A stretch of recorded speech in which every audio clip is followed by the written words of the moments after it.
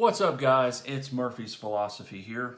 I'm going to be talking about home invasion stuff, what to do in a home invasion, things like that. So this is just going to be a kind of a general overview, some thoughts and some things to think about in case you're ever in that situation. I know that a lot of people, that's one thing that they really are concerned about, and in some parts of the country that is something to be very concerned about because it does happen.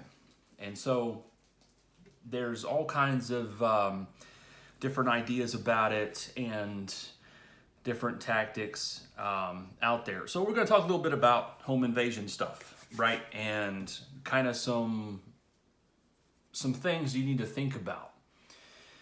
Because it isn't like the movies. It isn't like you're gonna grab your gun and go be John Wick or something, and you're gonna go pew pew around your house and all this other kind of nonsense.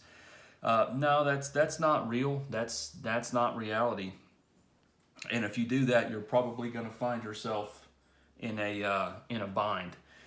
So, before we get started, I'm not a lawyer. This is not any kind of legal advice. If you take legal advice from somebody on the internet, you're an idiot. So, not legal advice at all. Just some thoughts, just some ideas. And I figured in this video would be a good time to give a little bit of background on me. Not much, but I'm just going to touch on some things. I'm still operational, which is why you're never going to see my face. Maybe one day. But not right now because I'm still working. So that's why the video format is the way that it is.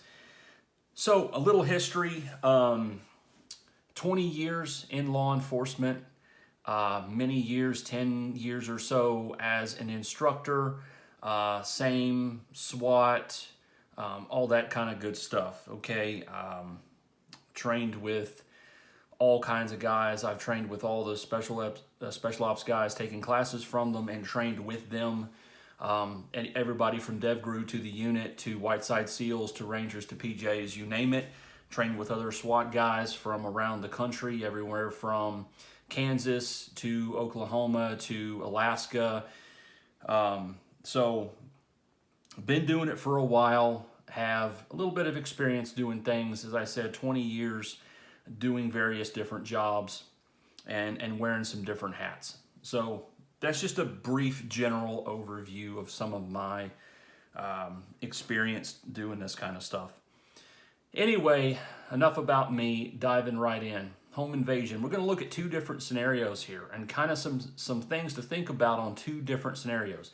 So the first scenario is let's say you're out and about, you're running around town, whatever, you get home at night and your door's kicked in, right? You pull up in your driveway, or maybe you're approaching your house and you see your door's been breached. So what do you do? Well, the first question you need to ask yourself is what's in the house? If you have kids in the house, that's going to change things. If there's no kids in the house, and let's say it's you and your wife or whatever, that are in the car and there's nobody in the house, well, the answer to this question is very simple. You back off, you call 911, you maintain visual on the house, and you wait for the professionals to get there and do their job. That's what you do. There's nothing in your house worth dying for. There's nothing in your house worth you going in there and trying to do single person CQB, because single person CQB isn't a thing. So just back off, call the police, maintain visual on the house, get data, be a good witness. Are there any suspect vehicles that are parked in or around your location, right? If so, get good makes and models of them. See if you can get a license plate. That's always good stuff to have. But you're going to back off and you're going to call. Now, let's say that you have loved ones inside the home. Let's say you and your wife go out for date night, you get back, front door's breached, and you have a couple little ones in the house, maybe a couple teenage kids or maybe young kids with a babysitter, something like that. Well, this changes the game because now we have more of a driving force to get us in the house. We have family members in there. So now what are we going to do? Well, a couple options and some couple things that you need to think about before you bust up in there like John Wick. The first thing you need to think about are how old are your kids, and are your kids firearm trained? Meaning that as a responsible gun owner, have you taken the time to train your kids on how to shoot, how to do things, safe gun handling? How old are the kids? Are they 15, 16, 17 years old? Do they know where the guns are at in the house? Do they know how to properly get them and load them if they have to because you've trained them to do that? Or are they young kids who, they're not there yet?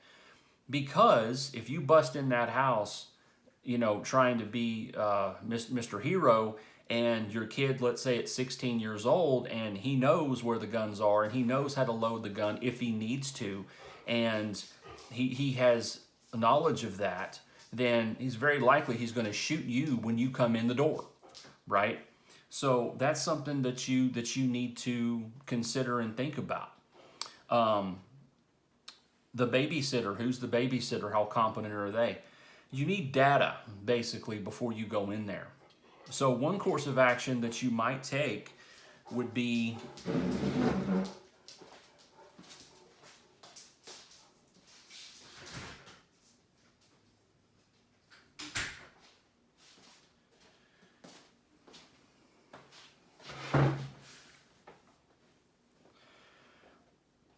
to get out of your car, approach the house, go to the breach point or some other entry point, and listen. Stop and listen. Are there sounds coming from in the house? Is there screaming? Are there signs of a disturbance? Is the house totally dead quiet? Listen, smell, use all your senses. Try to figure out what's going on in there instead of just rushing inside the house as soon as you can into a situation that you don't know what's going on. Did the bad guys break in, see the house was occupied, and then leave? Did they go in and restrain people? Are they hurting your family right now, or are they not? All of these things you need to think about and you need to be aware of. And gathering that data before you punch into the house is going to be very, very beneficial. Listen, are there sirens coming? Is there someone in the house that has called 911? Then now the police are en route. The police are headed your way. Well, that's going to be something that's you need to pay attention to.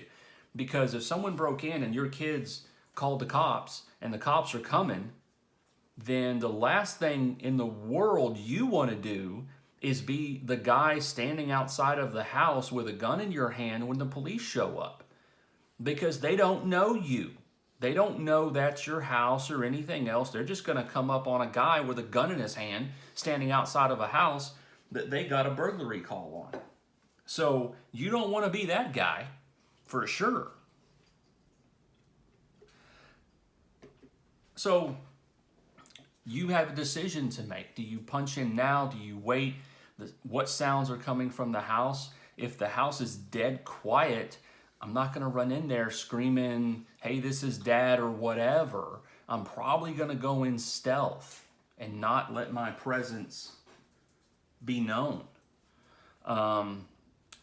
Other things, if I hear screaming and crying and sounds of a disturbance coming from inside, it's going to be the opposite. I'm going to punch in and go what's called direct to threat, right? So I'm going to go bypass doors, bypass things, and go directly to where the disturbance is taking place. So different ways of doing things depending on what you hear, what you see, what you smell, all that stuff coming from inside the house. There is really no right, wrong answer. You just have to make a judgment call at that point.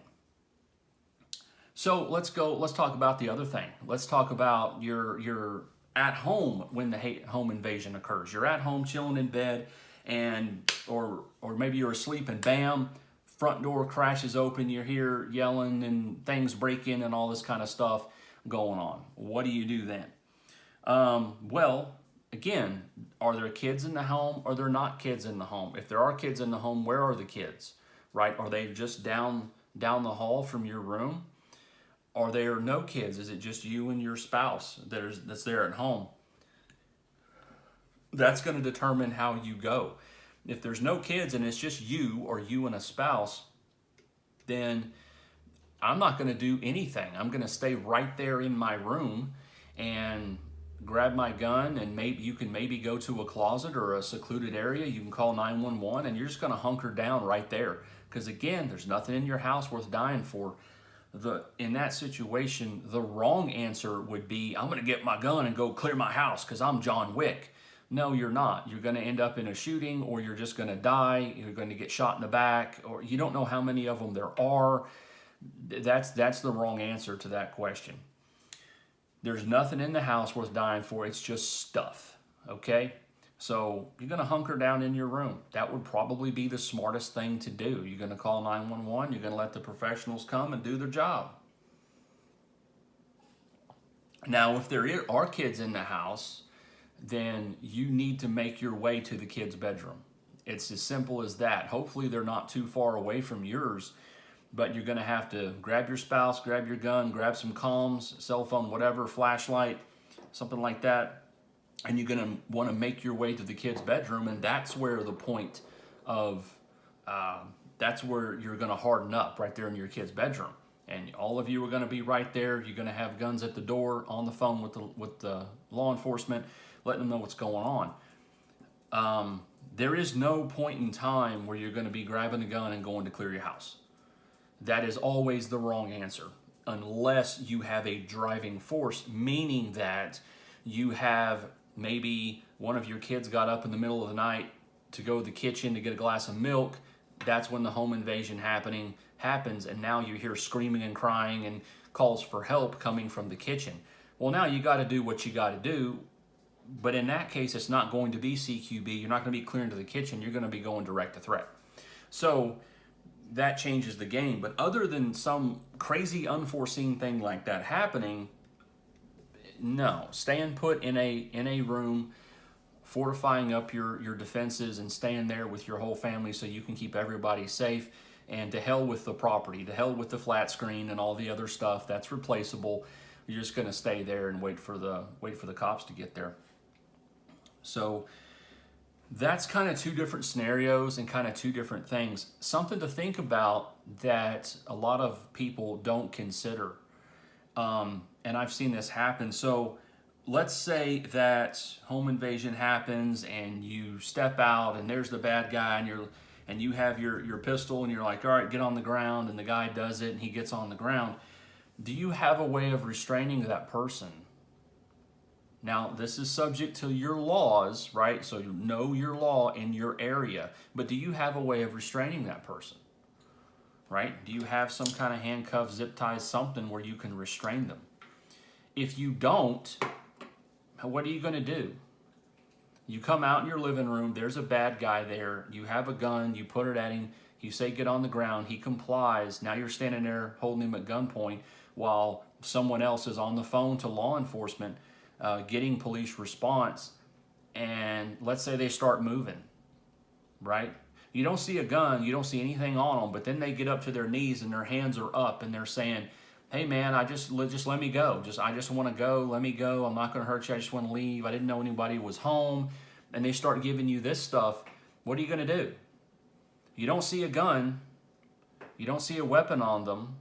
Let's say they're in t-shirt and shorts and flip-flops, okay? You don't see anything on them. They don't have a gun and they don't have any kind of weapon in their hand. What are you going to do? Are you going to shoot them when they're there on their knees with their hands up? Is that what you're going to do? Is that okay to do? Can you legally do that?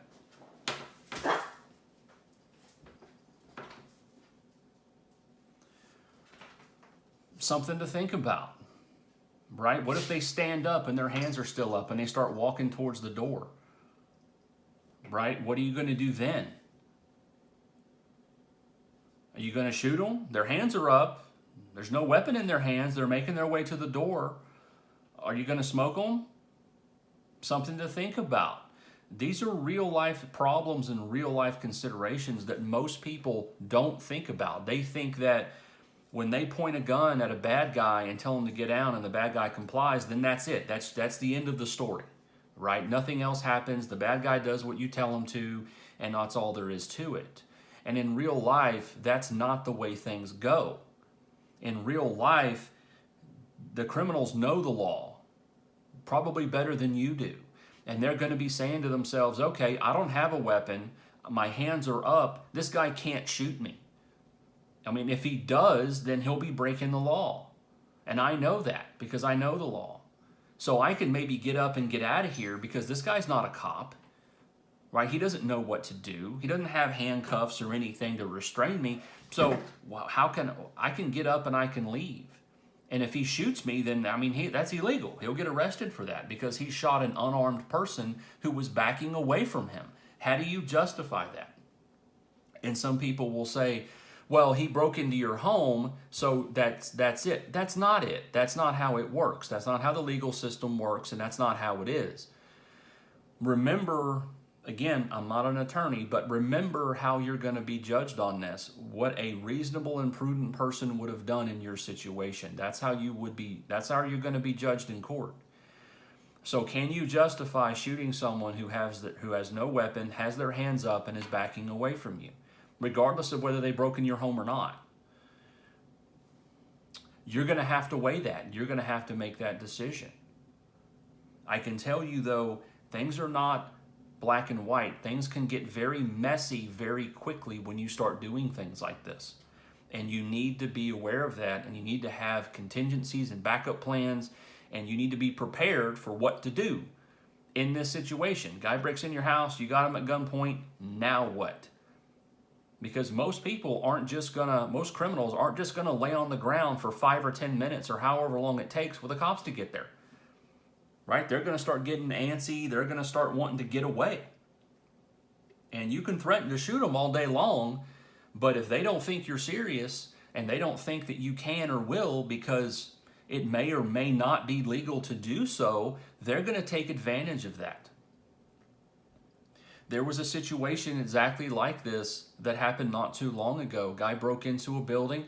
An older gentleman there had a gun, held the guy at gunpoint, said, "Get down." Police were on the way. The guy and his wife were there. Wife was on the phone. The guy gets up to his knees and is standing there with his hands up. And our good guy is saying, "No, get down, stay there," all this kind of stuff. And then the bad guy stands up, still hands in the air. The guy didn't have a weapon. Suspect did not have a weapon on him. And so our good guy didn't know what to do. He's like, well, I can't shoot him because he doesn't have a gun. He's not attacking me. His hands are up and open. What am I supposed to do? And he didn't know. He didn't have a plan. So what had ended up happening was the suspect lunged for him, grabbed the gun, wrestled for the gun. Since our good guy was an older gentleman, the suspect got the gun away from him and murdered him, killed him right there, and then ran away. And that's real life. That's real stuff that happens that you need to be thinking about. So depending on the laws in your area and depending on how things go, you need to really consider things like that. It's not as easy as I'm going to screw my pistol in this guy's ear and he's going to do what I want. That may be the case. That may not be the case. And you need to be prepared either way and think this problem through. It's not as easy as a lot of people think. So that's just some general overviews, general things to think about, some different problems that arise when you're talking about dealing with criminals and in home invasion situations. I hope this video was helpful. I hope somebody got some things out of it. If you have comments or anything that you want to share, maybe you've been in one of these situations, I'd love to hear from you. And that's all I got for today, guys. This is Murphy signing off.